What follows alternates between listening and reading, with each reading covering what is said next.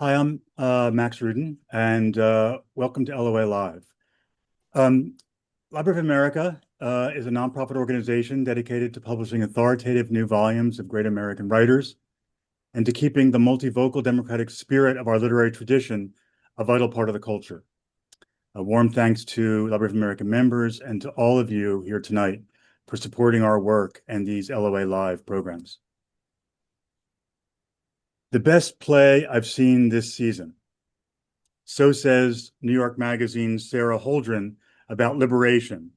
Bess Wohl's funny, elegiac, inspiring, and compassionate exploration of the women's liberation movement. The story of an Ohio consciousness-raising group in the early 70s and a daughter who yearns to understand her mother's life and her own. It's at the James Earl Jones Theater on Broadway through February 1st. To talk about this timely, urgent play, what impelled her to write it, its deep well of feeling, and its connections to the women's movement's literary roots, it's our incredible good fortune to welcome Bess Wohl here tonight in conversation with acclaimed poet and memoirist Honor Moore. Honor is co-editor of the Library of America volume, Women's Liberation, Feminist Writings that Inspired a Revolution and Still Can, which gathers the personal and prophetic writings that help shape the movement that Bess Wohl portrays with such compassion and understanding. A link to the book will be dropped in the chat. Both Bess's play and Honor's book reclaim largely forgotten history, dispelling myths, half-truths, and cartoonish mischaracterizations, while they bear witness to the vision and courage of a path-breaking generation of activists and writers, and most important, pass the torch from that generation to the next. Tonight, two remarkable writers from those different generations discuss the living questions at the heart of Bess Wohl's play. What did the movement mean to the women who were part of it? And what is their legacy? What unfulfilled possibilities to be witnessed, reclaimed, and passed on to those searching in a post-backlash, post-Roe world for a better future? Bess Wohl is a playwright, screenwriter, filmmaker, and actor whose plays include the Tony-nominated Grand Horizons, Small Mouth Sounds, Camp Siegfried, and the musical Pretty Filthy. Her awards include multiple Outer Critics Circle honors, the George Engel Comedy Playwriting Award from the Dramatists Guild, the Athena Award for her screenplay Virginia, and the Sam Norkin Special Drama Desk Award. She joins us, I think, from Brooklyn. Honor Moore is an award-winning poet, playwright, and memoirist whose books include The Bishop's Daughter and most recently, A Termination, a memoir of an abortion. For Library of America, she has edited, in addition to Women's Liberation, selected poems of Amy Lowell and poems from the women's movement. Her first major work was a memory play about a young woman coming to terms with her mother's death. She joins us from New York City, where she teaches in the New School's MFA program. We welcome your questions and comments and invite you to share your name and where you're viewing from. The Q&A button is on your menu bar. Now, please welcome Bess Wohl and Honor Moore. Thank you, Max, very much. It's wonderful to be here, and Bess, wonderful to be here with you. I first saw the play in its first off-Broadway production, and I sort of went on a lark. You can't imagine how many plays by women, often about consciousness-raising groups, that I have seen over the last 50 years. I was undone by it. And going to see it again in a Broadway theater, I thought, well, you know, these plays often, when a play goes from a small venue to a large venue, it loses something. Well, I feel that this play gains something. And the play begins with the autobiographical character speaking to the audience and sympathizing with their schlepping to the theater, etc. And then magically it goes into another dimension. And what I want to say before I ask the first section is there was a moment when I thought, oh my God, everyone in this theater, what, 1,000 people, 800 people, are in this consciousness raising group. It was a kind of miracle of theater. And I just wondered if you ever imagined getting to that place, and also what inspired you to write the play? I mean, what was there a moment that this play came into your head? What a great question. And it's such a joy to get to be here and talk to you. And so thank you. And thank you for coming to my play, in spite of the fact that you had seen a lot of plays about consciousness raising group. Thank you for having faith. Um, I appreciate it. I love what you said about the audience becoming a sort of larger consciousness raising group, because I think that was something that I don't know if I intended it on a conscious level, but I knew that the experience of going to the theater is hopefully an experience of consciousness raising. Hopefully, you come out of the theater with some kind of awareness or understanding that you didn't have when you went in, and you see your own life a little differently, and maybe you see the world a little differently. And of course, that was the intention of consciousness raising groups. So I love that there's this sort of meta thing happening where the theater itself becomes a group, becomes a circle, and there is a sense of the audience and the actors talking to each other. There's no overt audience participation, but the audience, I think, is more present than often happens in the theater. um, I'm wondering, was there a moment when you imagined, what made you think of writing this particular play? I had wanted to write something about second wave feminism, women's liberation for a really long time. My mom worked at Ms. Magazine when I was a kid, and I remember going there with her and sitting on the floor while she typed away on her typewriter and playing with the toys that she had in a little pail by her desk, or going into the tot lot and playing with other kids who had been brought to work with their moms. And so I really had this very deep in my own consciousness of, this is a story that I know it's been told, but it hadn't been told in the way that I wanted to tell it. And I felt like I had something to contribute. And I tried a lot of different versions. I tried a version that was much more overtly about a magazine in New York. I tried it from a lot of different angles. And I think when I unlocked that it was also a story about a woman trying to understand her mother, when I put something more, not 100% autobiographical, but more personal in the play. And when I realized that I wanted to shift in time between the present and the past, and find a sort of fluid way of going back and forth and put that time in conversation with today, that was what really unlocked the structure of it for me. Well, it's so interesting that you say that about structure, because back when I was often writing about women's theater for Ms. actually, Mhm. I came up with a few ideas about forms of women's plays. There was the form that was groups of women. Um, for Colored Girls was the most famous of those, but there were tons of them all over the country. Voices by Susan Griffin, one by Aisha Rahman that I saw in a truck in a Brooklyn park one summer.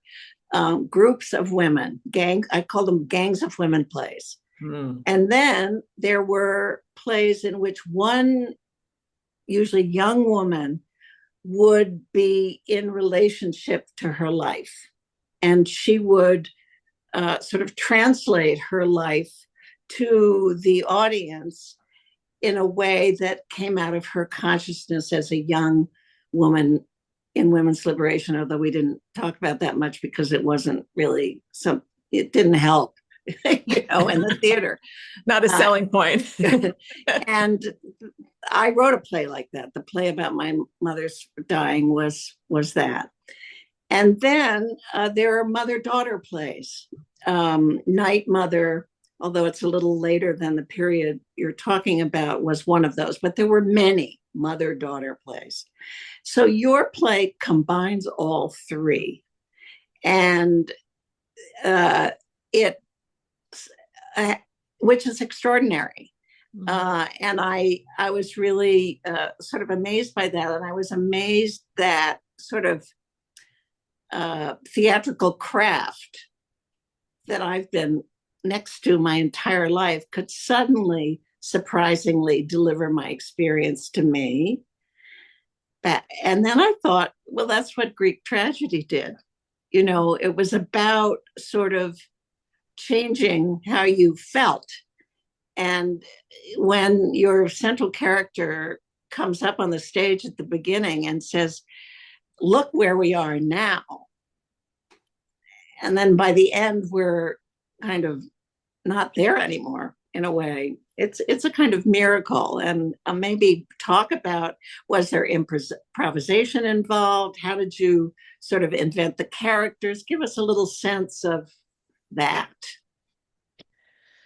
Well, surprisingly, or maybe not surprisingly, I feel like you'll understand this. The character that was the trickiest for me to unlock was the narrator character, Right. as she had the most in common with me, and so I could see her the least clearly. Right. The other characters really came out of research, speaking with people who had lived through the time period, imagining based on looking at primary sources and reading books about the time, a ton of research basically, and Uh-huh. trying to find sort of foundational underpinnings that I could then build characters from. And so it was a real combination of imagination and research, and blending things together. When I tried to find the narrator character, who has the most in common with me, I really felt stuck for a long time. What does she want? Why is she on this journey? Why does she need to look back at her mother's life? What's the engine that's powering her?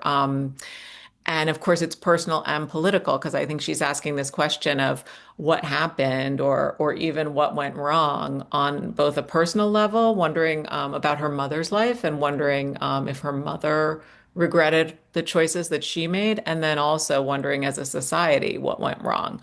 Um, and it took me a while, and it was mostly scripted, but we also found a lot with our incredible actor who plays that character, Susanna Flood. As we got into previews off Broadway, and as the audience came, because she's talking to the audience so much, the conversation evolved as we started to sense what the audience needed to hear when they came into the theater. Yeah. Well, it's sort of there are many kind of theatrical miracles in the play, little miracles. One is her, the way first you think she's sort of someone from the theater coming to tell you to, turn your cell phones off.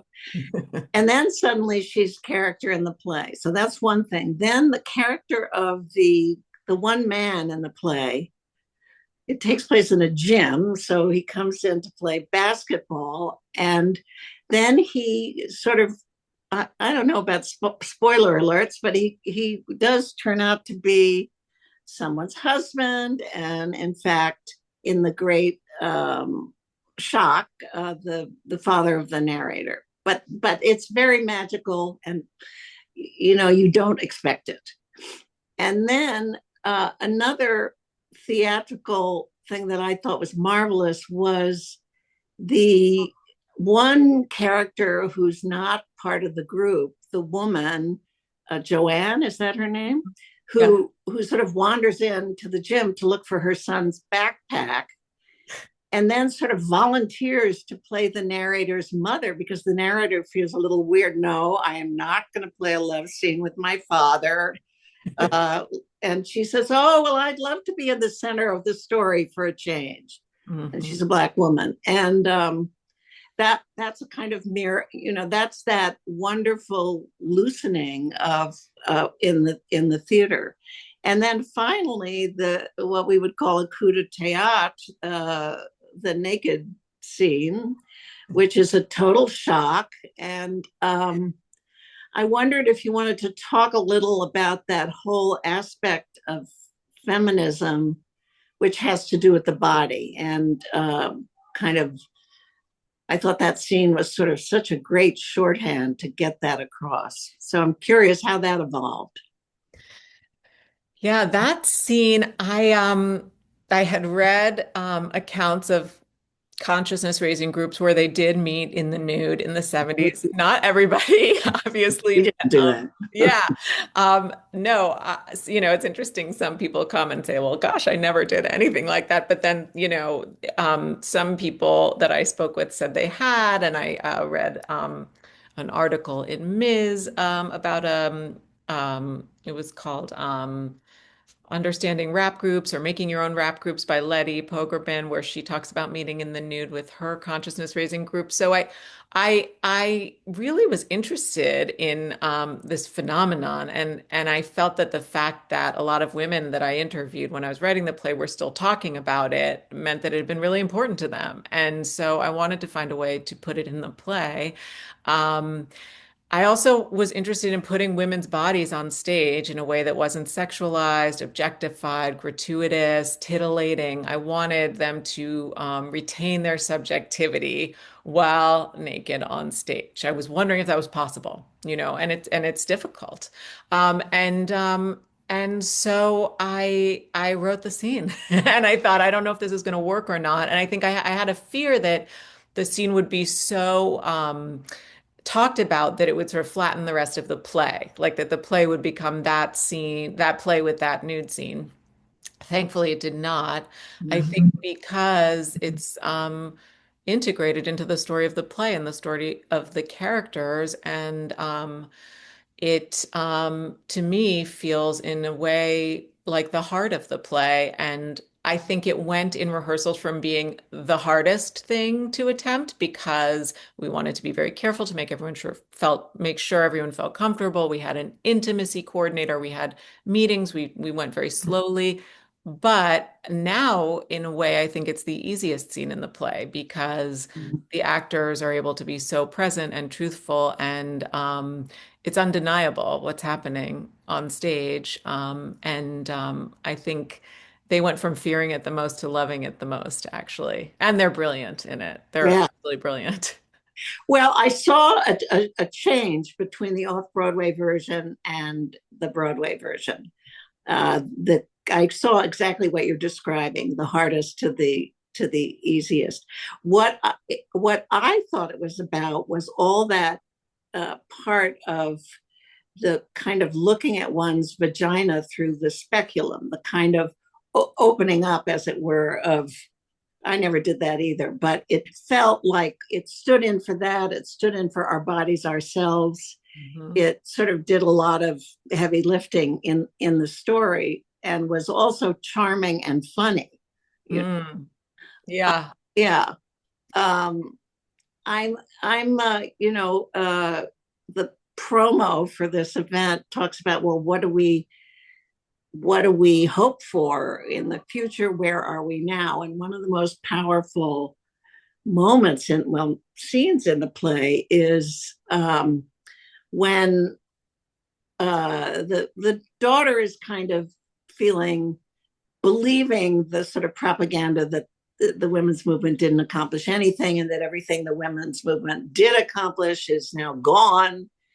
And it's sort of you get the mother, who by now has died. I mean, by the present, the remembered present of the the present has died, and so she comes sort of back, and you have that scene, and it's a kind of exploration of that very question. So maybe you could talk a little about how that evolved as becoming the end of the play, because it's quite risky. It could have just really, kind of, but it doesn't. I know. I mean, the whole play felt risky, honestly, so I Mm-hmm. don't think it stood out to me as more risky than doing a play about this time period, putting, as you said, naked women on stage, doing a play with 7 women in it, and creating a world in which everyone cared about each of them equally. All of those things felt complicated and risky. But I think the end really evolved out of this language that I developed over the course of the play, where one character can be played by multiple actors. The play Right. starts with the narrator saying, "Okay, I'm going to play my mom now," and she Right. like jumps into her mother's life, which is both a theatrical moment, but also for me a sort of riff on the joke of like, what if I become my mom? Do you know what I mean? Are we becoming our mothers? And so she literalizes that by becoming her mother. And then as the play goes on, different actors play that mother character. So by the end, when she's played as a ghost, really, coming back after her death to have one more moment with her daughter, it's sort of been set up in the theatrical language of the Yes. play, which I think helps the audience go with it. And I felt that the play, it's sort of hard to describe because there's so many levels that the play's operating on, but one other structural device of the play is the daughter narrator character interviewing all of these women Yeah. Yes. past. And so I also felt, since I had set up this language of these interviews sporadically coming through the play, Right. the final interview, the most important interview, is Right. to talk to the person who she really misses and wants to talk to more than anyone. Anyone. Yeah. And she says in that scene, maybe this whole thing was just because I wanted to see you again, so that there's this sort of emotional need underpinning all of the political questions. And I think that was a really important element of the play that is the reason that scene can work. Well, it also works wonderfully to have the Margie character, who is the one who's the least quote unquote liberated at the beginning of the play, be Mm, that mother, because you sort of believe her journey. So mm, she has the kind of the authority to say to the daughter, no, your mother went a great distance and she was, she made good choices in her own behalf. I thought that was powerful. um, mm. Yeah, and that yeah. what you think that your mother wanted might not be what she wanted. We Yes. have these visions of what our mother's lives should or shouldn't have been, but often, they don't necessarily have to do with what our mothers actually wanted for themselves, or who knows. So to me, deep the sort of root of that fantasy is what if you could ask your mom, did she regret these choices? Would she have done it differently? And of course, they're also unanswerable questions because who knows? But it's the opportunity to ask them is really what the play is embodying. And also, I felt when I wrote a play with my mother, dead mother, in it, that I did get to have her again. Mm-hmm. And I know mine was more, I mean, we didn't have memoir then, but my play was more of a memoir than yours. Yours sort of is, the form is memory, but you've changed various things. But so that was interesting to me. And the other thing was that she gives her daughter absolution, as it were. She says, you're doing fine. I'm okay. Meanwhile, everyone in the audience can hardly see what's going on the stage because they're crying so hard. And that's another thing I wanted to ask you about. How it must be extraordinary to have a play actually achieve what in your wildest dreams you hoped it would. And I'm just wondering if you imagine that this could happen. I mean, it's really extraordinary how it's doing, and that I mean, everybody is talking about it. You know, I'm not used to going through my ordinary life and having people talk about some feminist thing that, you know. So I talk a little about the experience of having the play on Broadway and having the play become such a big event. And It's really gone beyond. I mean, you said in my wildest dreams, and it's like this is even beyond my wildest dreams, I right. think, really, in terms of what um in terms of the way it connects with people, with Yeah. audiences. You know, it's interesting that whole end of the play. When we did it in rehearsal, we could barely get to the end of the play because everyone was just falling apart in a good way, you know, but Yeah. just it was so um, intense and emotional, especially the first time we rehearsed it on our feet. So I knew that there was something even in that rehearsal room that was emerging that was really at least affecting all of us, you know. Yeah. And you never know, well, are the things that are affecting me and the like creative team going to sort of get over the footlights, so to speak, and Right. reach the audience? You just don't know. I've definitely worked on plays where we had an amazing show in the rehearsal room and it never fully translated to the Mm. theater. So I just feel really grateful that has happened and that people are, I feel that in a way we have been able to welcome people into the experience that we were all having in the rehearsal room and share it with them. And that honestly I was having when I was writing it, because I cried a lot of tears at my desk while I was writing it. We should say it's also funny. It's not just Yes, I wanted to bring that up. I mean, and that's what, you know, when I tell people about that time and I say, well, it was consciousness raising group, and everybody thinks that that's a big depressing I thing. And know. one of the things that you get is you get all the feminist jokes. I mean, those are jokes, you know, the characters are very funny, and they're not funny because you turned it into the experience into a Broadway play. They're funny because it's the kind of oy vey feminist humor. Really, you know, Margie's speech about the dishes, you know, everybody's been there. I mean, so many women in the audience have been there. And you know, and that's part of the comedy, is the recognition. These are laughs of recognition. Yeah, that was important to me because I've seen, and I'm sure you've seen much more even than I've seen, feminism depicted as a joke, you know, these silly, angry, you know, bra burning, whatever the cliche is. And then I've also seen it depicted as just not fun at all, you know, really like just a struggle.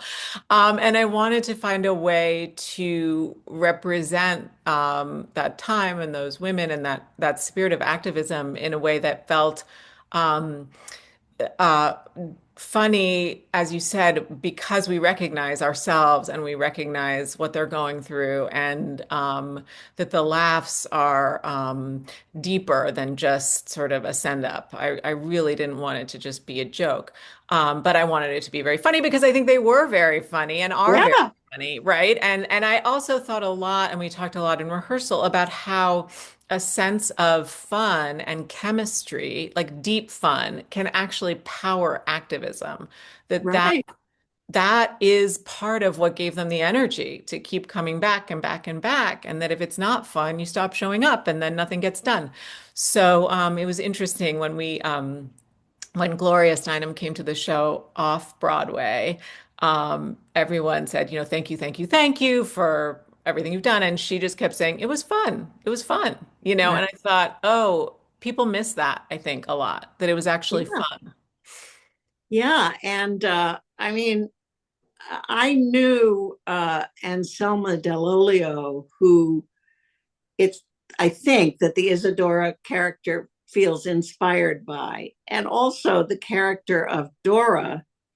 I mean, those women, there's so many of those women, those, you know, achingly coming out women who turn into the toughest feminists of all and all the complications. But what you manage to get through is a kind of love between the women, like when is it Susan who's the blonde? Is The young blonde is Dora. okay. Dorothy. Oh yeah, There's it's two the two Doras. Doras, right? Confusing. When everybody gathers around her when she's thinks she's losing her job, and there are other things that happen, and that's so real.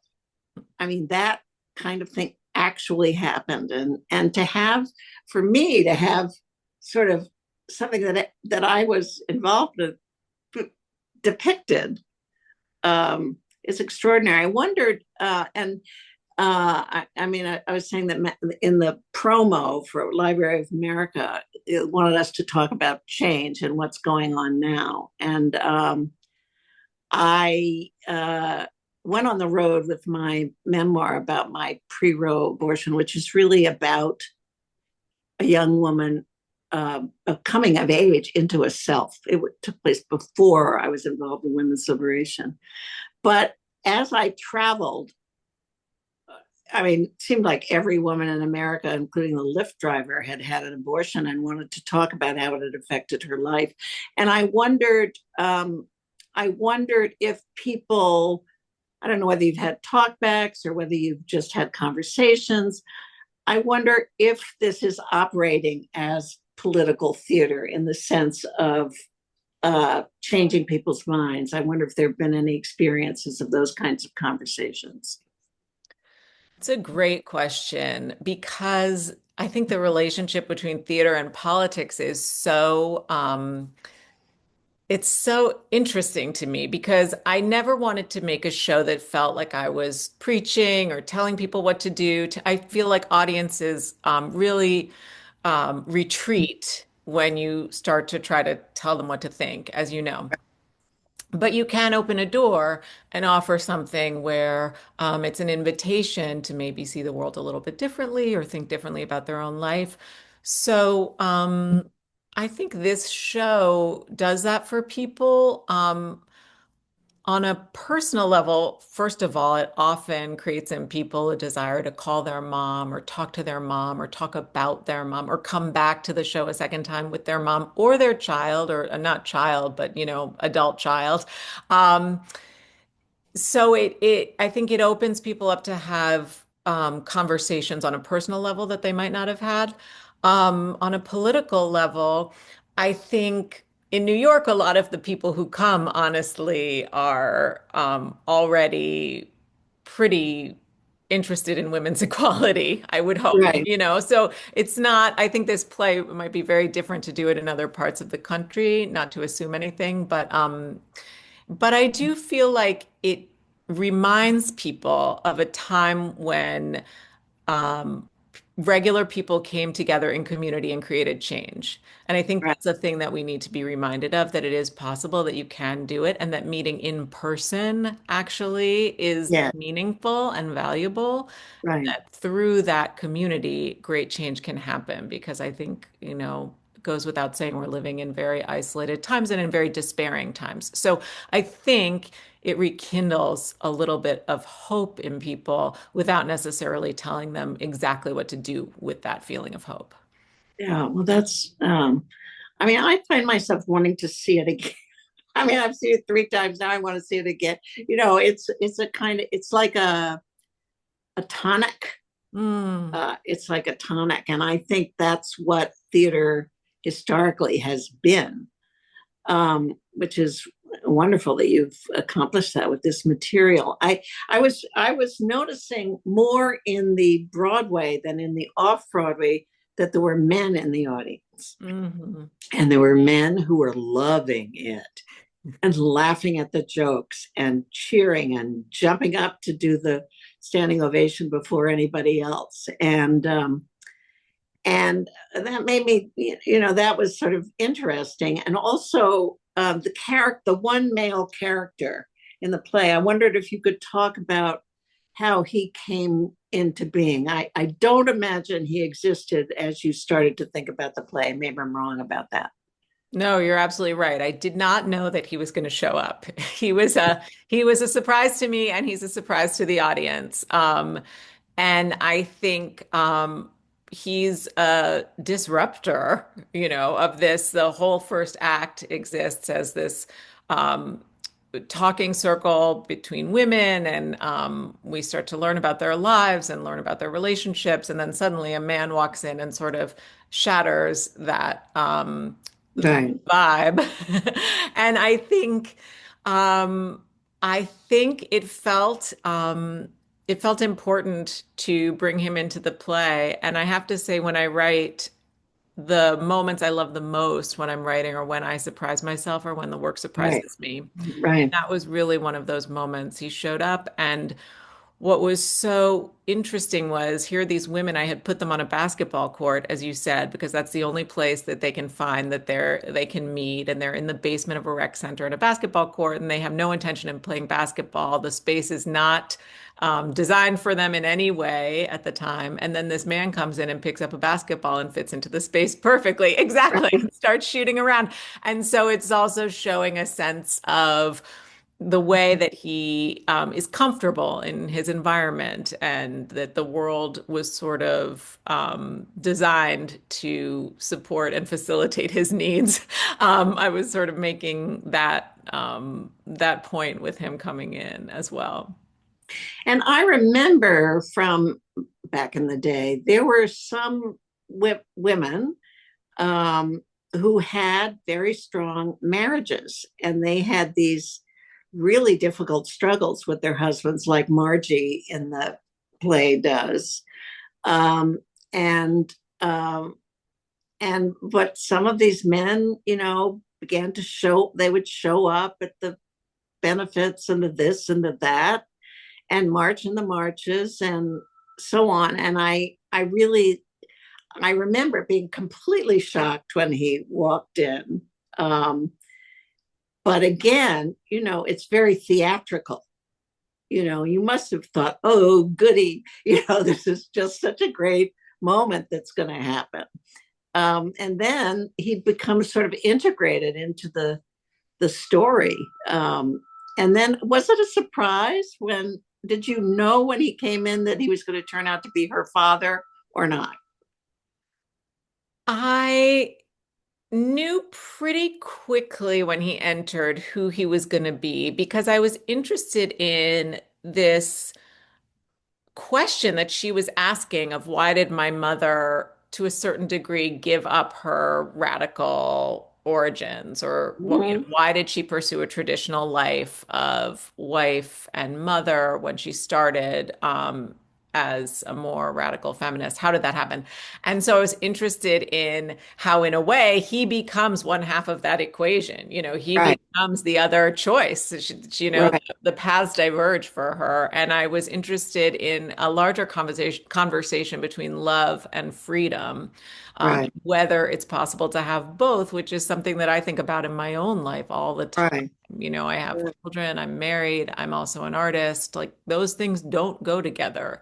right, So, her trying to navigate that was really interesting to me. And just seeing a woman caught between these different forces and trying to figure out how to have an autonomous identity within all of that. And wondering if the women in the group have her best interest at heart. At one point she says, "Well, do I just do what you all want me to?" Like, how do I find autonomy? How do I find that as a woman in the world? That is really one of the huge questions of the play.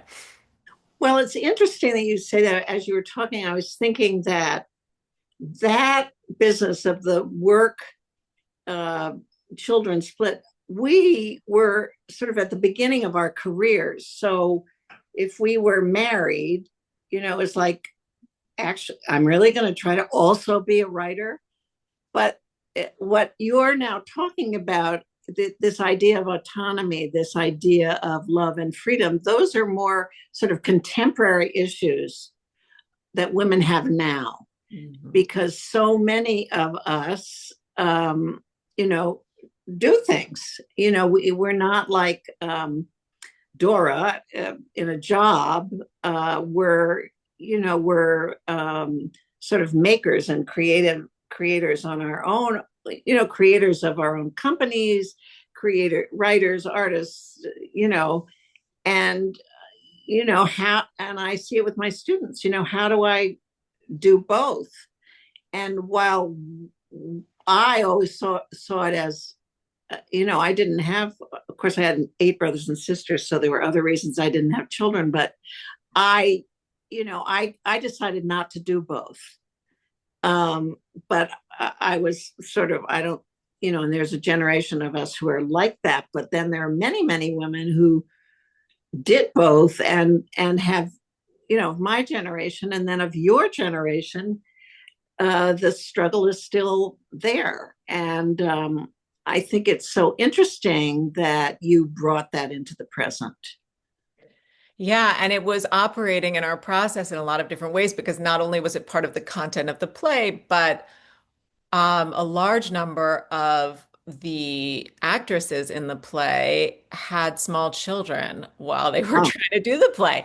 And wow. so, I mean, 2-year-olds, 1-year-olds, we had a breast pump backstage at the Roundabout Theater, and people were pumping backstage right before they went on. And during rehearsal, people would watch each other's baby monitors to, see like Oh, what was happening on the nanny cam or whatever, and there was a very real sense, I think, from the performers that they were living that challenge or that question every day that they came to rehearsal and left their kids behind. So it was very present, this conversation. It's, as you said, it's evolved, but it's still, I think, really looms large for a lot of people who are trying to balance parenthood of any kind with other aspirations.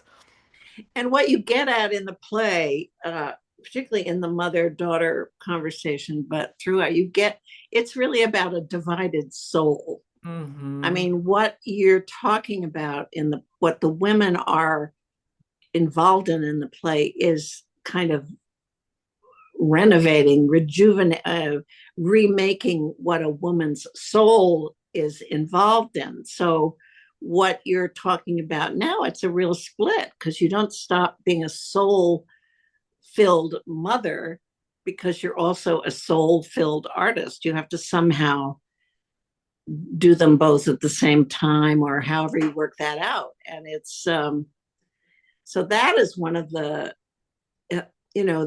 play, sort of begins in the now when Susanna comes out and starts talking to us about what we've done to get there and what Times Square is like to walk through. And then we're sort of, by the way, is that any of that improvised, what she talks about? Yeah. No, it's all scripted, but she's such a spectacular actor that it feels like she's just coming up with it in the moment, but it's Yeah. all scripted. She's just so gifted. Yeah. Well, and then there's the other thing that she then pulls us into this magical space of memory, the past, or the beginnings of a new world. And it's really, it's everybody has to go to it. That's what I say. I just sort of walk around and I say, no, go. You, you know. Um, anyway, there's Max. Maybe I feel like I should be carrying a basketball. Uh, Oh, the man that just entered the conversation. um, anyway, that felt like a good place to turn to some of the questions. Thank you for this amazing conversation. It felt like a good place to turn to some of the questions from people. Some of them are short answers, some are probably longer, but Christina Baptista from Greenwich, Connecticut is asking about changes between the off-Broadway and the Broadway versions, and were there any responses to the off-Broadway production from audiences, performers, that led to changes between that and the Broadway production? And could you talk about that and how you felt about those changes? Yeah, there were small changes, and I'm really glad to hear Honor say that it felt like it brightened and lifted and got better on Broadway, because I do think it's true that a lot of times the opposite can happen just because of the larger theater or the sort of pressures of Broadway. But I had a little list in my mind the entire time that we were performing at Roundabout of things that I wanted to address if I ever got more time to work on the play. It's such a short rehearsal process off Broadway. It's 3 weeks. You're discovering the play for the first time. We were making huge changes in the text every night, even during previews, just experimenting. So it was less based on audience response and more based on my own places where I just wasn't satisfied yet. And then the other thing that happened, I think that was a big change between off-Broadway and Broadway, was that the actors just had more time with their roles. They did a ton of research over the summer. They went really deep. They read all kinds of books, including women's liberation, feminist writings that inspired a revolution and still can, and Clara Bingham's book, The Movement, and all kinds of books with primary sources in them to deepen their understanding, because a lot of them got cast right before we did the show at the Roundabout and just simply didn't have time to really fully go as deep as they wanted to. So I think that deepened the performances a lot. That and just the time of living with their characters just created these just incredible, incredible performances. I can't say enough about this ensemble. And the time together, they just trust each other so much more now. And they're just they're working like a great basketball team in a way. That's good. There's one addition, the blackboard. Yes, yes, the blackboard. The blackboard, that was another place where we were never quite satisfied. There's a moment when a blackboard comes downstage into the group, and a character, it's a kind of groovy, almost surreal moment of teaching the other members of the group about artificial wombs. Um, and we just never felt like we quite cracked that. We knew that we wanted to do something different in that section of the play, and we didn't quite know what. So that was something that we found in rehearsal for the Broadway version. It was just a really fun, bizarre theatrical moment that, again, we never knew if it was going to work before we did it in performances, and we ended up really loving it and keeping it. Um, a sort of related question, and you both talked about this a little bit, but Paula Krebs uh, points to the balance in the play between, comedy and emotional intensity and historical faithfulness, like those three things together. And I guess the question is, how hard, was it to strike that balance? And did you feel along the way things pulling, in one direction and you had to pull it back in the other? How did you get those elements so beautifully in balance? It's a great question. The relationship between comedy and drama, or the more painful parts of the play, is something that I'm always calibrating. I tend to love to make an audience laugh. It's just a delightful feeling as a writer. It's one of the only moments where you can really see that people are with you and paying attention. If it's quiet in the theater, sometimes you don't entirely know. But if you get that laugh, you know that they're together and they're with you. So I always have some humor in my work, but I'm also always very careful. And this is also the director and the actors to calibrate so that the humor doesn't totally run away with it. Because if it's just laugh, laugh, laugh all the time, people will stop actually listening to the other things you're trying to say and the other things you're trying to do. That's my experience. So a lot of that was also calibrated by our director, Whitney White, who is a fabulous director and found moments to stop and put the brakes on the laughs, even from the first scene, so that people would also understand, okay, this is funny, but you need to also be paying attention to what we're saying. And there's a lot of pain and a lot of frustration, a lot of vulnerability in this play to pay attention to as well. And then in terms of the historical faithfulness, I didn't want to create a history lesson, and I was I didn't want to put anything in that would bump people in terms of, oh, that never happened, or that would take people out. But at the same time, I really wanted to let my imagination and my sense of drama take precedent over trying to do something that was perfectly historically accurate. So that was a balancing act as well. And there's a line at the end of the play where the mother character says to the daughter who's been narrating the play, "You've gotten most of this wrong." Yeah, And that line was a very liberating line for me because, of course, how could I get it right? I wasn't there. I didn't see everything. It's not a documentary. It's an impression. It's a dramatization. It's a fictional work of imagination. And acknowledging that felt honest and freeing. I just want to say one thing. I always get very angry when things are wrong. Nothing was wrong in it. I mean, it might have been imagined, but it was Mm, imagined by a consciousness that understood where she was coming from in terms of the actual history of the moment. mm. Yeah. Well, I definitely want to follow up on that, but before that, I have to attend to the fact that you've been, so persuasive that everybody now on this program wants to see the play, but some people are in New Mexico and in Tucson, and they're asking two questions. One is are there plans for the play to travel, so that maybe they have a chance to see it if they can't get to New York? And then a related question, is the script going to be published and be available for people to read it if they can't actually see the play? So yes to both of those things. We're actually, it's not announced publicly, but it will hopefully, fingers crossed, be playing in regional theaters next season around the country. So hopefully coming to a theater near you or near-ish. And then if not, there will be a published script also. I'm working on that now, getting it ready for publication, and that'll be available as well. Great. So Done by a million theaters forever, this I play. hope. yeah. Well, there are people who are waiting to see it. Some of them are from Indianapolis and Tucson and Santa Fe. Great. Um, Okay. Good. uh, several people ask, oh, this is from Linda Perkins in Pasadena. She says, can you talk about the Black woman character? Did she really exist? Which I think is she based on, a person or people? And what in your mind, what draws her to the group?